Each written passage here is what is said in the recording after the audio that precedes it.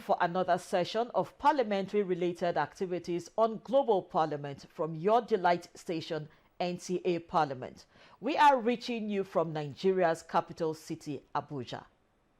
2023 is regarded as an interesting year with events shaping global discussions and policy alignment of states. It is the year that bathed historical moments in the parliaments of Canada and the United States of America. First, Canada got its first black Speaker of the House of Commons, while for the first time in the history of the United States of America, a new Speaker of the House of Representatives emerged following the impeachment of the former Speaker Kevin McCarthy. A lot is happening on the global stage, you would say, and your delight station, NTA Parliament, is here to bring you up to speed. My name is Vivian Itekbefo. Many thanks for joining this session. We begin year 2024 with an overview of how the Nigerian Senate fared in 2023. Lami Ali is our guide. In the period under review, some faces have disappeared in the red chamber as some others got the appellation of distinguished after winning election cases at the appellate courts, so leading to additions and subtractions with regards to number in representation by party affiliation. In another twist, the defection of Senator Abuja to the APC led to the elimination of the Young Progressives Party from the red chamber. As the Senate embarks on Christmas and New Year festivities, the lawmakers are willing to resume in 2024 to face some issues on the table. Top on the list include amendments to the Constitution and the Electoral Act to further engender democracy and good governance. What brought me to Abuja was transformational leadership. We will transform the laws of Nigeria. We'll reform those things that we can reform for Nigeria to work. In order to contribute to the effort of the Senate and the entire Nigeria towards giving Nigerians the best, leading to the transformation of our dear country in line with the New Hope agenda. We are going to sharpen our oversight this time around.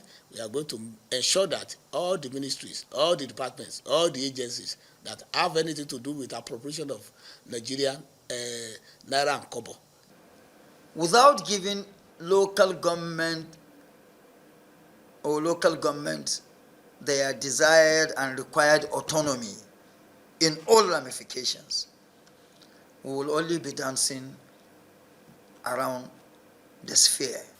We urge the critical stakeholders of this country, political leaders, civil society organizations, and security agencies to do more to move this country forward, collaborate with the 10th Assembly. From the National Assembly, Lami Ali, NTA News. Nigeria is a bicameral parliament, therefore, let us hear from Mitari Ikwen at the Nigerian House of Representatives.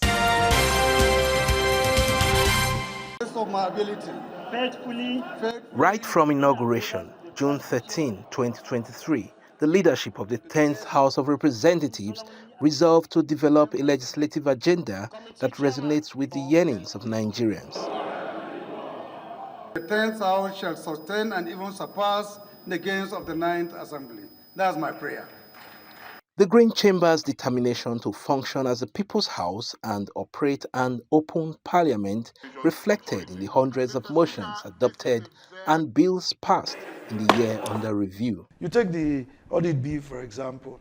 It's a good one for our country. The last one we had was in 1956, the audit ordinance. And you can imagine who wrote that. But now, passing that bill, we are now bringing it into effect. Unveiling an 8-point legislative agenda, the presiding officers of the National Assembly described the document as a legislative compass for greater citizens' engagement. So the challenge facing the 10th National Assembly, both chambers today, is that we must perform better. All committees are requested to integrate the agenda to their respective work plans. The sectoral debate of the House, which featured the service chiefs, was another legislative activity that shaped 2023. It is prioritized in our legislative agenda that the security and welfare of the people shall be the primary purpose of government. We are here not to reprimand, but to understand you better. The National Assembly should initiate a bill for legislation that will cater for extra budgetary allocation for the armed forces and police. What have you done to leverage on the experience and knowledge of our retired personnel? The manpower in the police today is grossly inadequate. Even the criminals know that. In the course of the year, the leadership of the House mediated in industrial actions by resident doctors and organized labor, facilitating quick and early resolutions of disputes. Traditionally, the House hosted the first budget presentation of the Tinubu administration, describing it as homecoming for the president. We commend you for your courageous and determined leadership. A citizens' town hall meeting for Nigerians to discuss the 2024 budget and a capacity building retreat for chairmen and deputies of standing committees attracted high rating for the 10th House of Representatives. The House will review the Fiscal Responsibility Act 2007 to strengthen existing provisions. We're kind of having that now for the first time in the last 3 years, which is for us a commendable feat. After an eventful year, lawmakers say they are energized for legislative business in 2024. More bills and motions that will spur the executive to do more. Members are on a high spirit, and we are going to enter the 2024 legislative year, that is calendar year, with very strong impetus and strong spirit. And I see the House National Assembly, becoming a more friendlier, becoming a house that Nigerians will be proud of. The House of Representatives is upbeat to legislate better in the new year, and if the enthusiasm of lawmakers is anything to go by, then Nigerians should expect a more vibrant House in 2024. From the National Assembly, Mitaire Ikben, NTA News. And as the world settles into the business of 2024, we take a look at some of the goodwill messages from presiding officers ushering in lawmakers into the new year.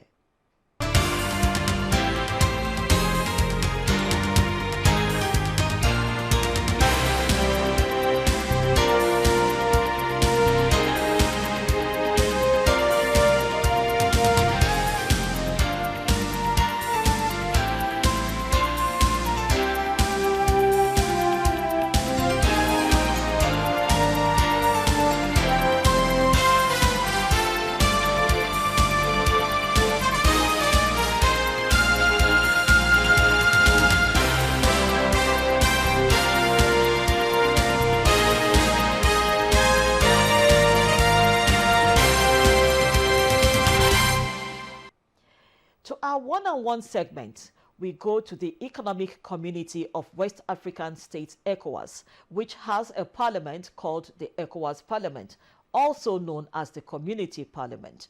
It was established under Articles 6 and 13 of the ECOWAS Revised Treaty of 1993. The initial protocol establishing the parliament was signed in Abuja on August 6, 1994. It provided for the structure, composition, competence, and other matters relating to the parliament. Its fifth session is winding down, and our correspondent Mohammed Rabiu Ali had a chat with Speaker Sidi Tunis. For me, it's been a very successful journey so far. When I took over as Speaker of ECOWAS Parliament, I had in mind that I was taking over an organization that was not even known by our people.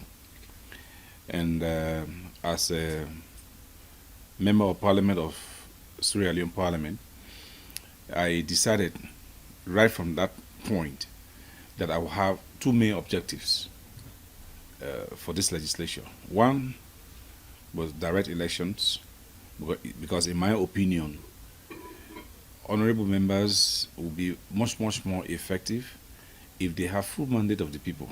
And to have mandate of the people, you have to be elected. You need to be elected as a representative of the people of West Africa. So that was my first intention and my vision. And the second one was to ensure that the parliament itself was known in the sub-region.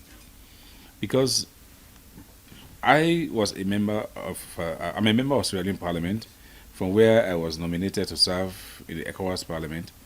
But little was known about the ECOWAS Parliament. And I'm somebody that have traveled several countries in West Africa. I've hardly heard anything about ECOWAS Parliament. So my plan was to ensure that I brought the ECOWAS Parliament to the doorsteps of the community people. And I can tell you that I succeeded in doing both.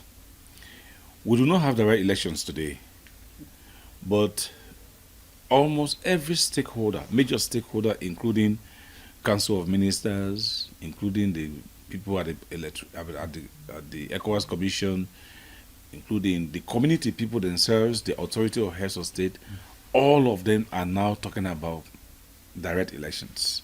So we have been able to sell the idea to the community, and the community has been able to actually buy the idea also that it was necessary for us to have direct elections into the ECOWAS Parliament.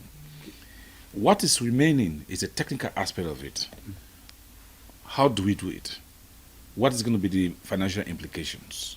Those are the things that is now remaining. So, yes, I would say the journey so far has been very, very good. As Speaker of ECOWAS Parliament, I can confirm that I have been in touch with all of the heads of states in the sub-region, all of them. And I must say also that all of them have been giving me their support. All of them, including my host, the former president of the Federal Republic of Nigeria, President Buhari, and also the current host, President Bola Tinubu. So everybody. In fact, that's the reason why I said the idea of direct elections is now out there, because they have accepted it in principle. How do we move it forward is the only one that is remaining now. And with that, I'm hoping that the 6th legislature, and maybe you want to ask me about what I think about the 6th legislature. I strongly believe that the 6th legislature should look very much, one, to continue with the visibility of the parliament, and also to move forward now with the direct elections. I strongly believe that they should be able to put everything in place and prepare the ground for the 7th legislature to be for members to be directly elected. Just a few days ago, I had a meeting with the Secretary General, and I've asked them to put a report together of where we are, where we came from and where we are right now regarding direct elections. And fortunately, a lot of the members who were on the committee for the direct elections are still going to be in Parliament for the 6th legislature. So I'm very hopeful that they will just continue for where we have stopped. In terms of advocacy, it's a continuous process, especially with the Commission, because you see our Parliament, a lot of issues that we had there, especially me as Speaker, stems from the fact that we have MPs who really do not understand the difference between a community parliament and a national parliament. The powers that we have in our respective national parliaments are by far more than what we have here. ECOWAS Parliament is an advisory body. We do not legislate. So we do not have that kind of power that a lot of the MPs think we have. That's why you see sometimes we have these rancors in the well of Parliament.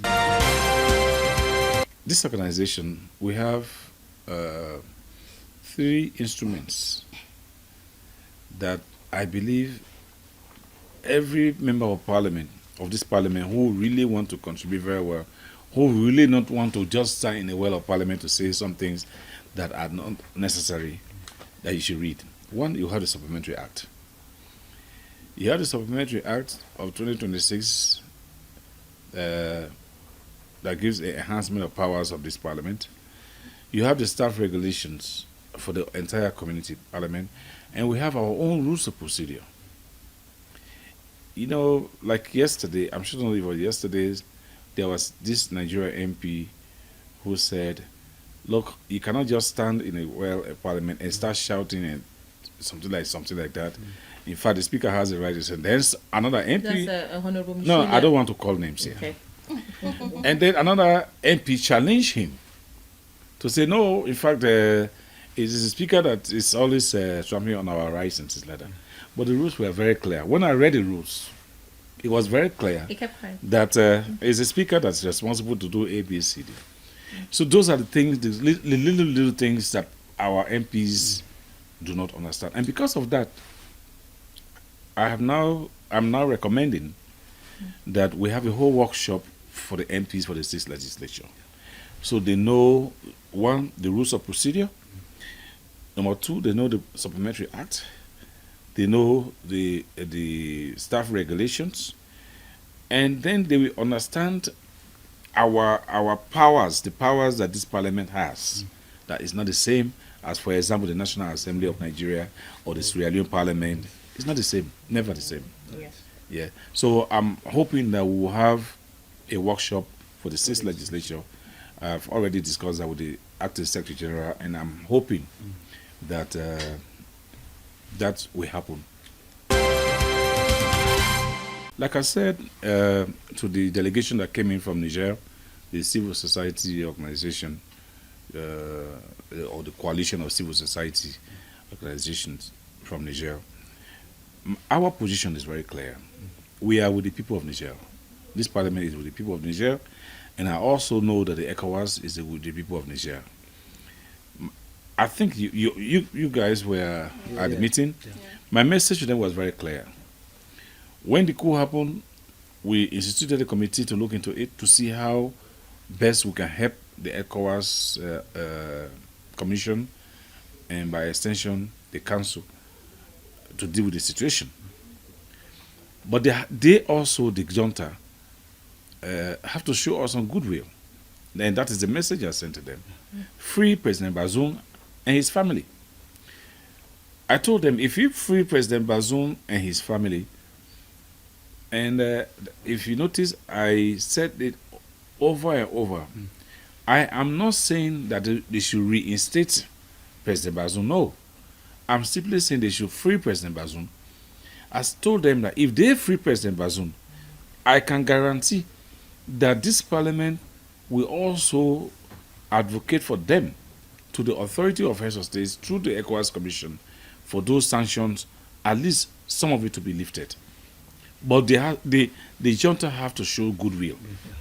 Without goodwill, there is nothing anybody can do about it. We hold people with the greatest responsibility in situations like this. We hold the leadership of Niger responsible, not court martial. I don't know anything about court martial. I don't know about any courts. I don't know about military. But I know about the leadership. I know there is a leadership in Niger, and it is that leadership that we are calling on to release President Bazoum. As long as that is done, this parliament will do everything possible to ensure that we get the authority of heads of states to remove the sanctions. I think it's a continuous process. You know, any administration, you come in, you have your own style of doing things.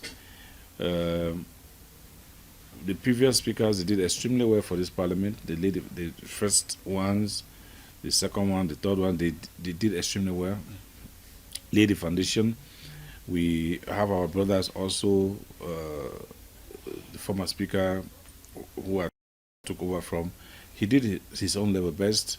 In fact, like I said, the whole administration is governance. It's a continuous process. Take, for example, the enhancement of powers that we have under the Supplementary Act. It was initiated by Ekwe-Madu, Speaker Ekwe-Madu, but it was finally done under the speakership of Cicelo. Implemented. It was under Cicelo that it was done, but it was initiated by Ekwe-Madu. But it was during Cicelo's time, 2016, that we actually got it. Understand? So then they started implementing it, and I came in with my own vision, which is to actually bring the parliament to the people, to the community people, which I think I have done in my own way possible. Normally, I don't react to what colleagues say, especially when they try to blame me, because I don't like to take responsibility from me, you understand, as a leader. But yesterday, if you notice, I had to say something. There are two key issues here, which some of the MPs flare up for. One is the issue of ticketing. When I took over this parliament, before I took over this parliament, members used to buy their own tickets and they come to parliament, and then the parliament will reimburse them. I think for Sierra Leone, take for example from Sierra Leone, we used to pay about $2,700. That's what the parliament used to pay us. But then they did a forensic audit where they found out that there were MPs who were collecting business class money, but they were not traveling in business class. Understand? So a whole lot of issues concerning the ticketing. So the auditors stopped the issue of ticket reimbursement. And that they even went further to say that, okay, if tickets were going to be reimbursed, it would be based on the face value of it. So if you travel economy class, we'll pay for economy class. But because the whole situation has now even changed, the ticket prices have gone up by almost, ticket prices have gone up by maybe even 40, 50%. Now, if, for example, what we have in our books, that Parliament will reimburse me $2,600, that money cannot bring me to Abuja any longer. Not at all. So, but then there are MPs who still believe that I should be reimbursing them. That is the one thing they have against me. So that and I have no control over that. Yeah. No control absolutely over that. I don't want to put blame on them or any MP. But the bottom line is that the rule as it is right now, it is the parliament that will buy the ticket. So definitely MPs are blaming me because of that. And unfortunately, with all of the good things that we have been doing, they are using that to judge me, which is unfortunate. That is one. Number two, there is money that we have in our budget, we call it sensitization money. It's $10,000 per country, $10,000 US per country. These monies in the past were not accounted for. They were not accounted for. The auditors also pick up that one. And they said, no, if you want to disburse this money, it has to be project-based. This is another area the MPs believe that, oh, you should have fought for us to receive that money. But if you look at actually 10,000, take for example, Nigeria. How can you give $10,000 to Nigeria? What will we really do for Nigeria in terms of visibility for the parliament, in terms of sensitization? Yeah. What can you do with $10,000 for even Abuja alone? You know, so those are the two areas that the parliamentarians, some decided to judge me on. And these are two areas that I really have no control. And the fortunate thing about this is that these two areas have no bearing on the vision and my mission as Speaker of ECOWAS Parliament. Yeah. So, for me, it's been a very successful tenure. I've been able to bring the ECOWAS Parliament to the people of the sub-region. Accessibility. Now, there is nowhere in this sub-region that you go, you will not hear about ECOWAS Parliament. I'm sure you people are journalists.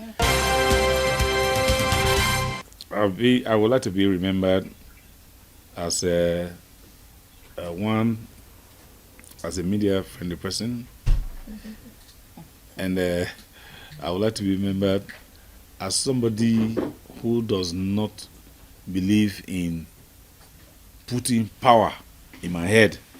I want to remain as a very simple man, see the tunis, and move around, talk to everybody, not as speaker moving around talking to people. Previously, when the speaker arrives at the front, at the reception, you see everybody running away. But no, this time, the first thing that happened, I stopped everybody. My name is Honorable Sidi Mohammed Tunis from Sierra Leone. I am a member of parliament, like anybody else. Please, when you see me, talk to me. So that's the reason why I decided that nobody should be running around when I come. The biggest legacy I'm going to leave, my biggest legacy. Your baby. My baby, that's Echo Pepper. Echo Pepper is the empowerment of women, female parliamentarians. I believe in the empowerment of women. So that's going to be a biggest legacy.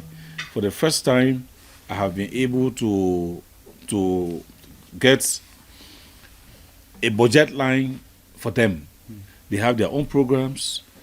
I'm sure you recall that last year they had a big global town hall meeting here. And in February, we are going to have one in Sierra Leone again. That will be in fact, my last engagement with the parliamentarians. Any other thing I will be doing there will now be on maybe individual with my team, my staff, and things like that. But for a big meeting, that will be the last one in Freetown. Thank you so much. Wish you a very successful. Thank you very much, and thanks a lot. And up next is Parliamentary Journal, a segment that breaks down parliamentary jargons.